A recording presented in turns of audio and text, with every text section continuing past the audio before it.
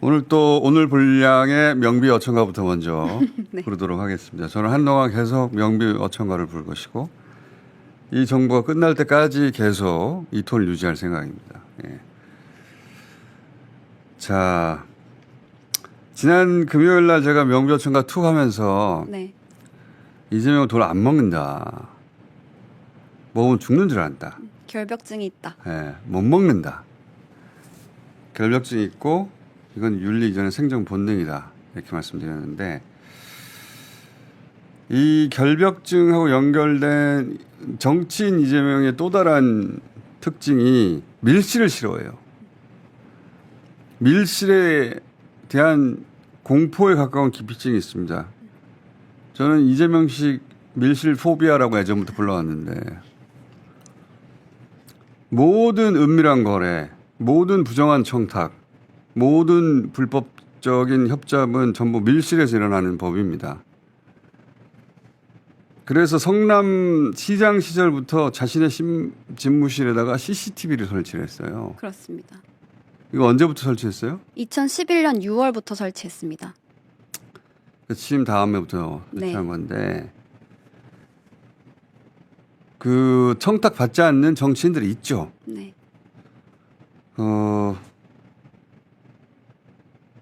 청탁을 받는지 안 받는지 인증한 본의 아니게 인증된 정치인도 있어요. 예를 들어서 삼성이 추미애 의원에 대해서는 떡값을 안 받는 의원으로 인증을 한 사례도 있죠. 네. 그 에피소드 있는데 그건 다음 얘기하기로 하고.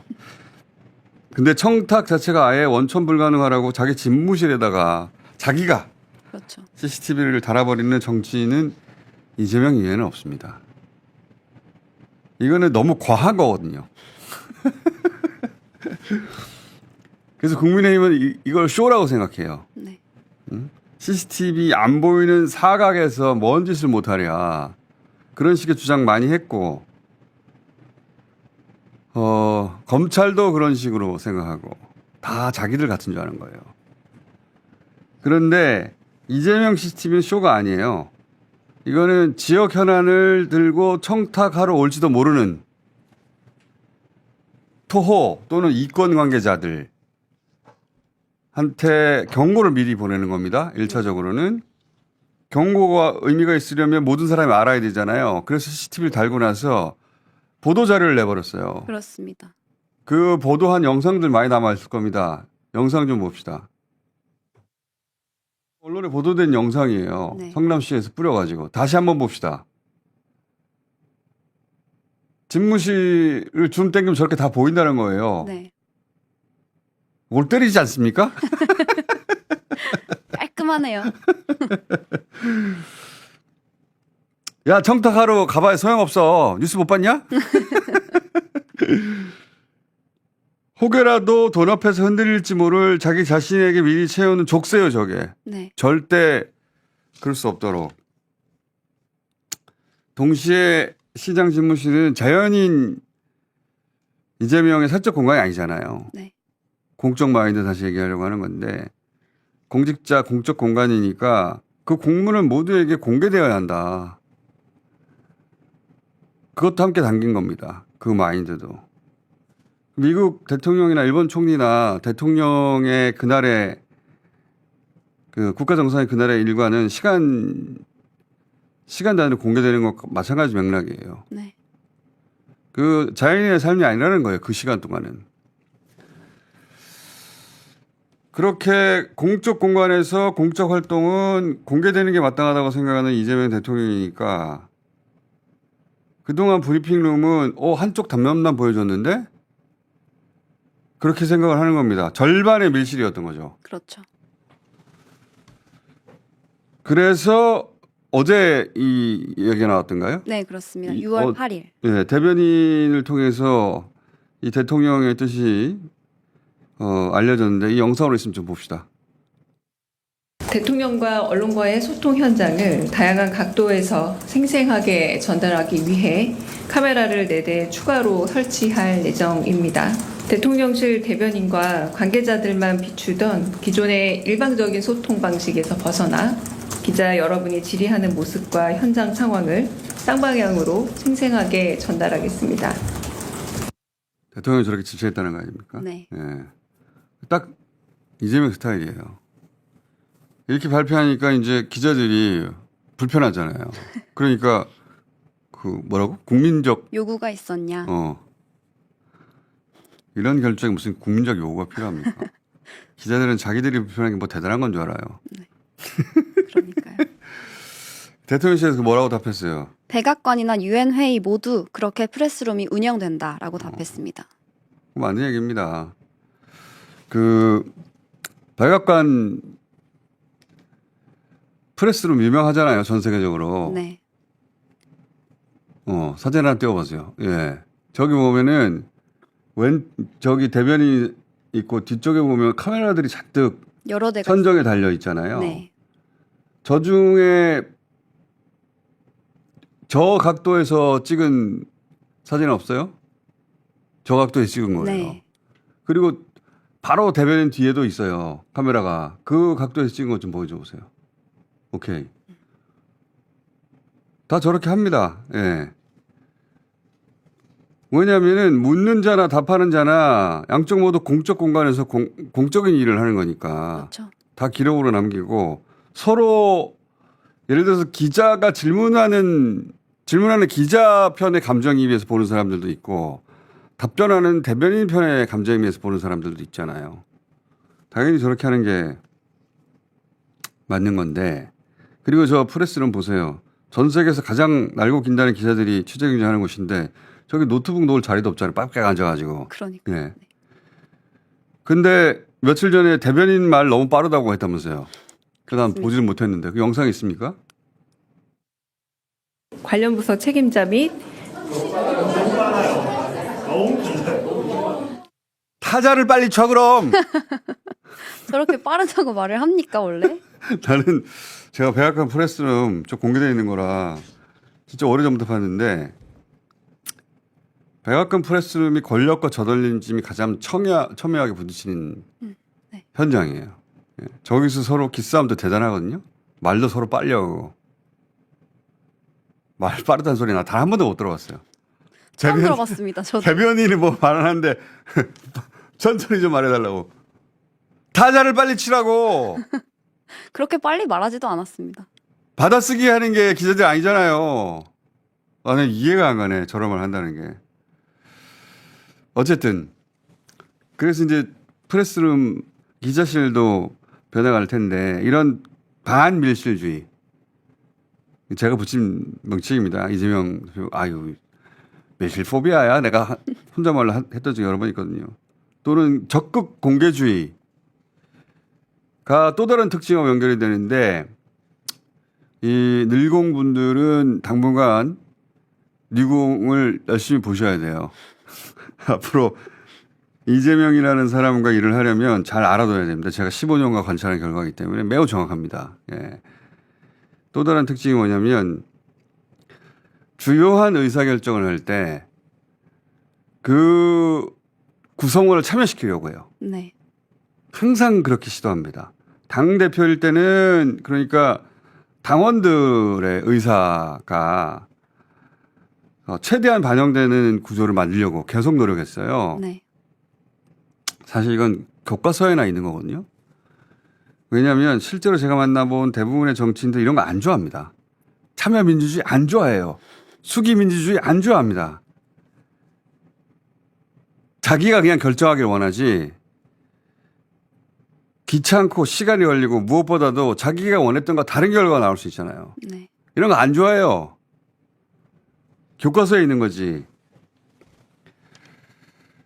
근데 정치인 이재명은 그렇게 하는 걸 옳다고 생각하고 어떻게든 그렇게 하려고 합니다. 네. 이게 얼마나 진심이냐면 그러는 과정에 본인도 직접 참여해요. 뭐 인사말 하고 당대표 정도 되면 격려 인사하고 빠지는 게 통상인데 그런 자리에 가면 실제 토론자의 한 사람으로 참여를 해요. 네. 그리고 얘기를 합니다. 토론을 시작해요, 자기가. 그런 영상으로 사례로 작년에 여러 번 제가 틀어드린 것 같은데 총선 직후에 당원들 절대 다수가 원했던 국회의장은 추미애였고, 네. 근데 실제 의원들의 투표 결과는 우원식이었고, 그 일이 한참 논란과 화제가 됐죠. 대의민주주의와 직접민주주의가 충돌을 한 거예요. 네. 이럴 때 우리는 어떻게 해야 되는지 한 번도 그런 경험을 해본 적이 없어요. 그 전에. 그 주제로 난상 토론을 당대표가 제안을 합니다. 네. 이게 수기 민주주의죠.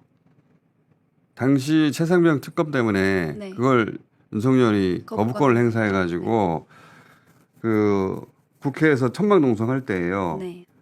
근데 그 자리에 가서 당원 민주주의에 대한 난상 토론을 제안을 합니다. 당대표가. 네. 그리고 와야 돼 당대표는. 근데 그 자리에 앉아서 한참을 토론을 해요. 3시간 가량 했습니다. 그러니까 가야 되는데 토론을 한다니까 실제로 그 과정에. 그 중에 발언 일부를 저희가 따가지고 작년에 장면에 틀었죠. 2번인가 3번 틀었는데 다시 한번 봅시다. 그 장면. 제가 당대표라고 하는 이제 역할을 하면서 본질적인 고민을 한 주제는 이번이 제일 큰 것 같습니다. 정당이 경쟁하는 민주체제 국가에서 더불어민주당만큼 이렇게 활동하는 당원이 많은 나라가 없다는 거죠. 쭉 성장을 하다가 어느 순간에 뭐 천장에 머리가 닿아버린 그런 느낌? 공천 과정을 거치고 또 총선에서 역할을 하고 그 성과를 내면서 더불어민주당에 대한 새로운 접근들이 시작되지 않았나. 남들 들으라고 식당 이런 데 가면 저 민주당입니다. 민주당 골당입니다. 우리 가족 전부 민주당입니다. 뭐 이렇게 표현들을 하셨단 말이에요. 자부심일 수도 있고요.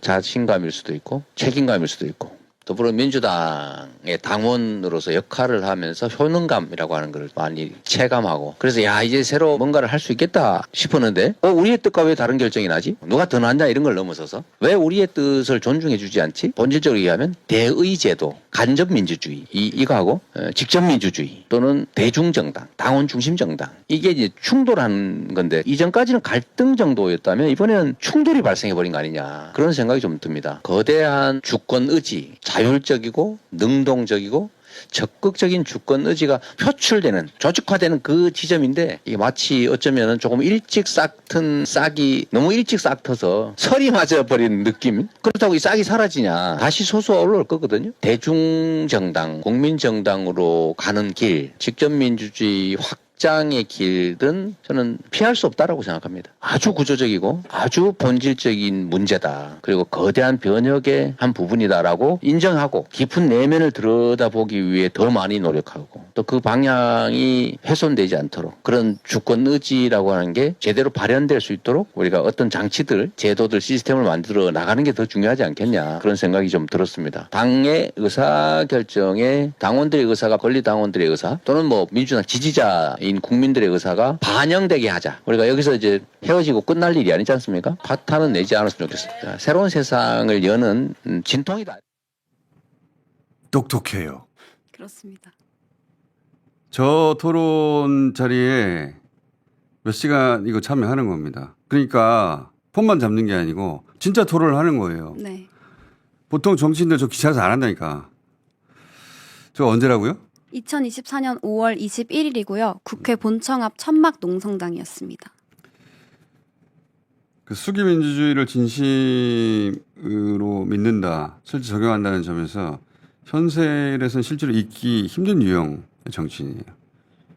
이런 특징은 제가 지난주에 쭉 얘기해왔던 특징과도 연결이 되는데 이재명은 빽이 없다. 네. 예.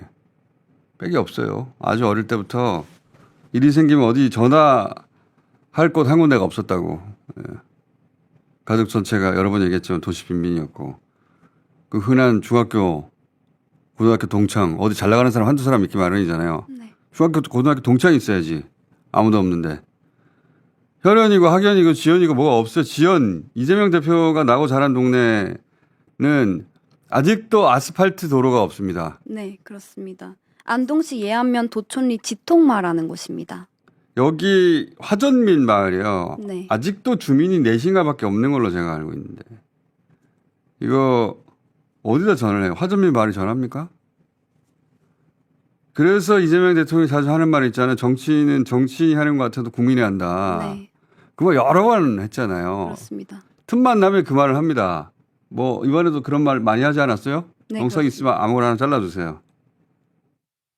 정치란 정치인들이 하는 것 같아도 결국은 국민이 하는 것입니다. 저게 레토릭이 아니고 기댈 데가 저기밖에 없어 그런 거예요. 실제로. 그 왜 계엄 때 그 뭐라고 합니까? 국회로 와달라고. 국민들이 와주셔야 된다고 말하잖아요. 그 옆에서 사모님 울고 있고 훌쩍훌쩍. 네. 그 영상 여러 번 틀어드리는데 그 관점에서 다시 한번 들어보세요. 국회로 와 주십시오. 국민 여러분께서 나서 주셔야 합니다. 코를 너무 세게 훌쩍한 거 아니야? 이게 다 연결이 되는 특징입니다. 그래서 이재명 정부를 스스로 국민 주권 정부라고 하는 거예요. 그럴듯 하라고 만든 그 명칭이 아니고 실제 그렇게 믿는다니까요. 네. 그리고 당대표 시절에는 당원 주권 정당을 주장했죠. 네. 그래서 국회의장단 후보 그리고 원내대표 선출할 때 권리당원 의사가 20% 반영되도록 했어요. 우리 정당사 최초입니다. 당원 단계를 그렇게 바꿨죠. 네. 그러고 보니까 이번 주에 민당 원내대표 뽑을 텐데 그렇습니다. 처음으로 적용이 됩니다. 20%면 37명인가의 몫이에요. 이게 굉장히 큰 거죠.